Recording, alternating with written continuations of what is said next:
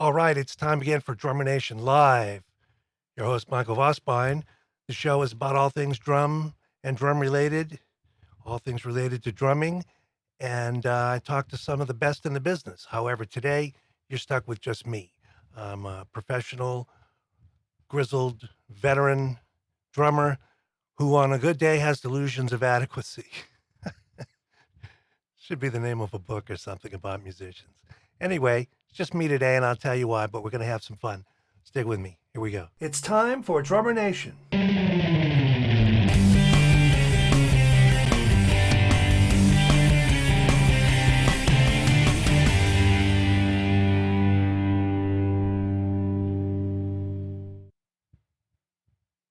Hey everybody, how you doing? This is Bobby A, and today I wanted to tell you about how much I really love the Hudson Music digital app. Okay, now, check it out. It's an app that you can get for your device, and you can purchase books from the Hudson Music digital store and have them stored right on your device. The great thing about it is you always have it with you, and any content that might be video related or music related is right there at your fingertips. It's a wonderful resource.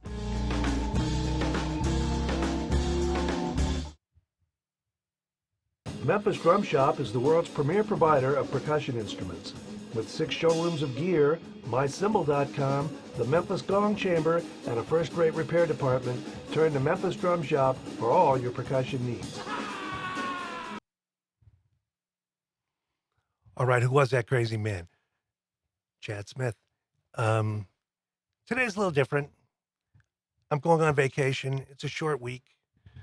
So I didn't have anybody lined up, and I thought, I did dozens of these by myself. I'm going to do one by myself. My new format is that Drummer Nation is going to be a live show almost always, and guests almost always. Today will be an exception. Uh-oh, do I look out of focus to you? I do to me. Let's fix that. There it is. That should be better. Let's lock that.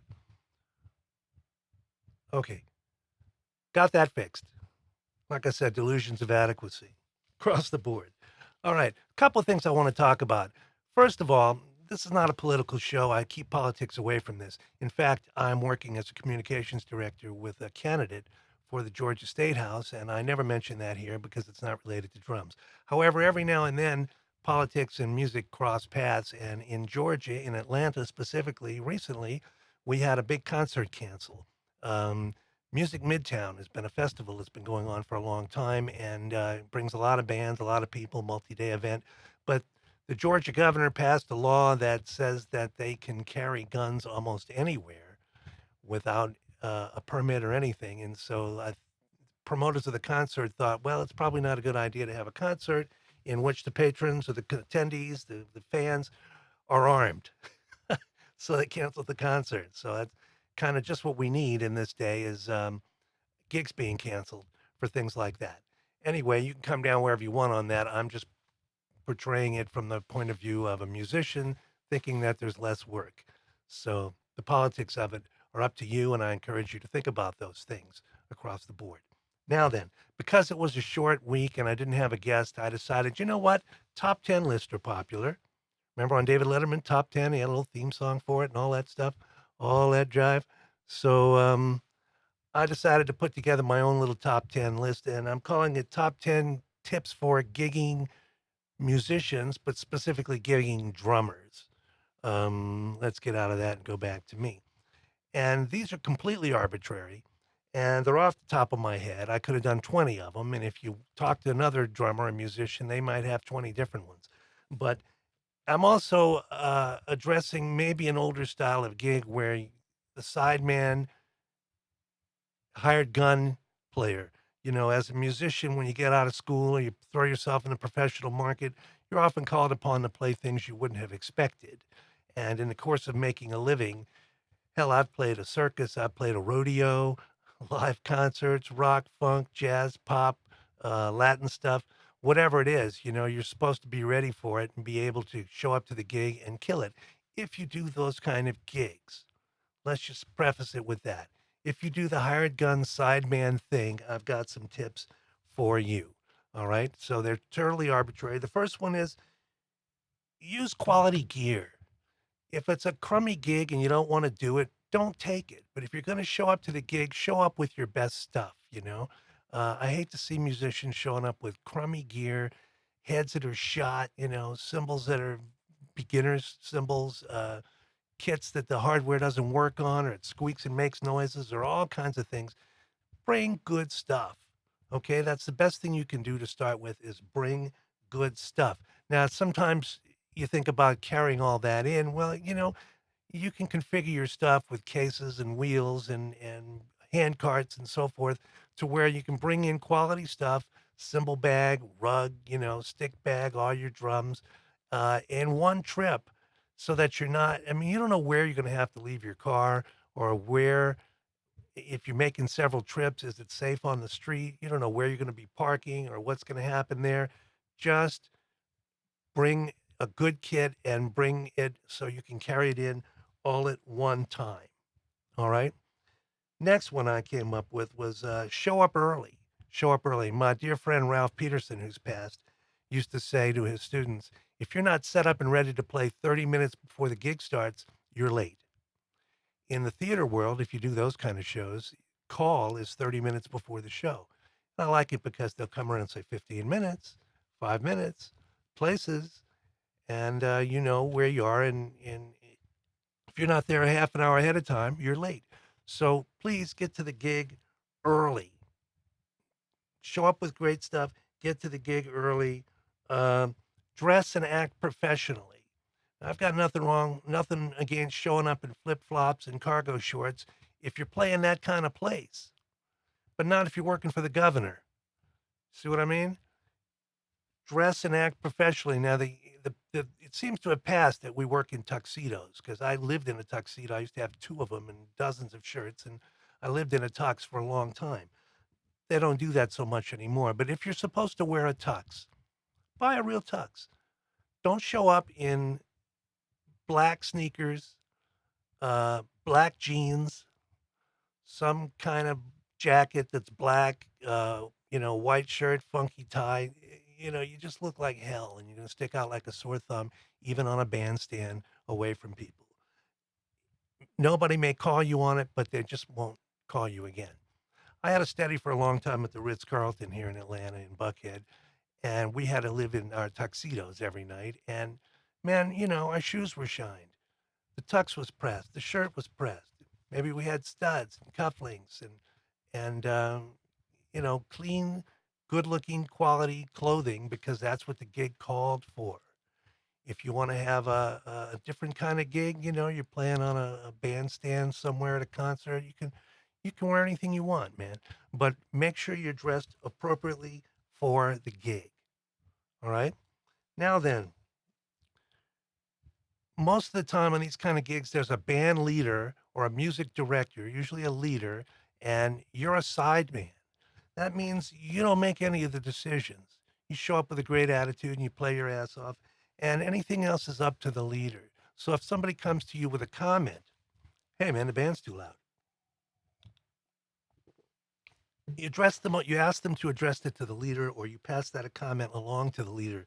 It's not up to you to decide anything. You're a sideman. Okay? Remember that. There's an axiom in baseball. In baseball, you can define the strike zone. We know what a ball and strike is. If you read the rules, it's a box that defines the strike zone. But we all know that's kind of arbitrary. The real answer as to where the strikes and balls are is wherever the umpire says they are. If he calls it a strike, it's a strike. You can't argue balls and strikes in baseball or they throw you out of the game. You can argue all kinds of other things, but not balls and strikes. So in a band, musically speaking, the conductor or the music director is always right.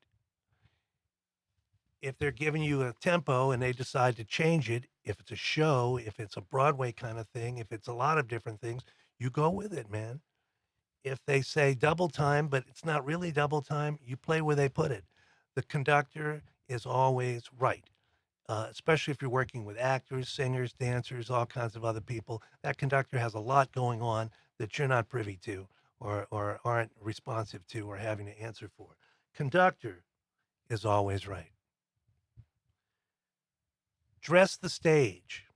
What I mean by that is don't take your funky tennis shoes off and put them next to the hi-hat on a bandstand. Take your cases and put them somewhere else. Find out where to put them. That can be a problem sometimes because I've had club owners say, well, we don't have a place for them, just put them in your car. So, well, no, I'm not putting them in my car because the person breaking into the car to steal my stuff doesn't know that those cases are empty till after they smash the glass. So there is that. Um,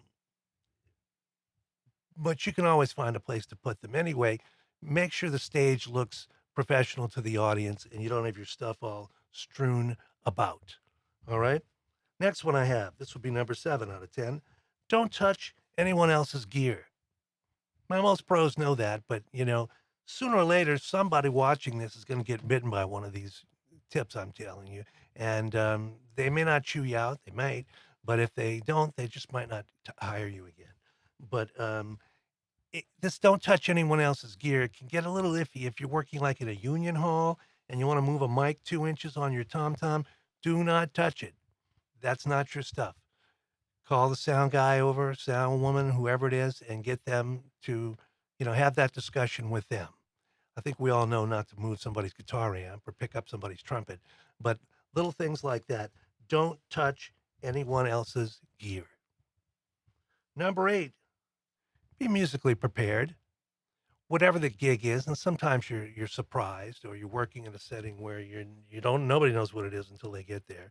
But if it's a country band playing a certain type of country music, make sure you know that music. We used to call it the book. In big band days, it's like, come show up and read the book. The book was called that because the music was a folder that was that thick, might have 200 charts in it, but you were supposed to know the main music from that band before you got on the bandstand. So familiarize yourself. If it's a jazz trio and an Ahmad Jamal bag, you would behoove yourself to know who Ahmad Jamal is and what that bag is. If it's a funk gig, you better know your funk. All right. And so be musically prepared and show up with a great attitude. If you're playing music you don't like, nobody wants to know about that. If the singer calls, it's the night of 1,000 ballads, we like to call it. Well, a singer might call 5 ballads in a row. They're not asking your opinion. They don't care if you don't want to do 5 ballads in a row. Nobody cares if you don't like the song they've called. You're supposed to be a professional and kill it. Okay? Great attitude. Number 9, depending on where you work, stay away from the patrons and the guests. You can take your breaks outside. If you do, a lot of times people want to talk to the band in a club or wherever you are. That's fine. Make sure you never offend any of them. Don't get political arguments about things. Don't get into, whatever they say. You're there to serve them. You're a sideman on a gig and they're a guest. Okay. And the last one should go without saying, but I've seen this happen a lot. Alcohol is legal.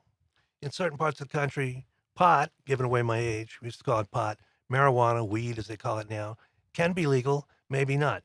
In any event, whatever you do in terms of partying, let's call it, that's on your own time, man. Do not do that on the bandstand. Do not show up to the gig drunk, loaded, stoned, whatever you want to call it. Whatever you want to do, I'm not moralizing. I suggest you don't break the law, but separate your recreational activity from professionalism and playing the gig. Don't get high on the gig. Don't get drunk on the gig. Don't even drink on the gig if it's a good idea not to. Most gigs, you play in a club, somebody buys you a drink, that's fine. But as a rule, you owe it to yourself and the band and the customers and the audience and the owner and everybody else to give it 100%. And the only way you're going to do that is if you're straight. Okay. So I'm not making a long show out of this. That's what I wanted to talk about. Essentially, again, top 10 gig tips in no specific order, not codified in any way, shape, or form, totally arbitrary, mouth is sticking together. Totally arbitrary and suggestive on my part, but That's the way I feel about it. I hope you've got something out of this. Please don't be somebody whose gig gets screwed up because you don't follow some of these rules. They're not rules, but you hear what I'm saying. You could break it down into a couple, which is be a professional. Be a professional, act professionally, treat everybody with respect and courtesy. And the last one is play your ass off. No matter what's going on around you, man, you tune all that out, focus on the kid, do the gig, and they'll call you again.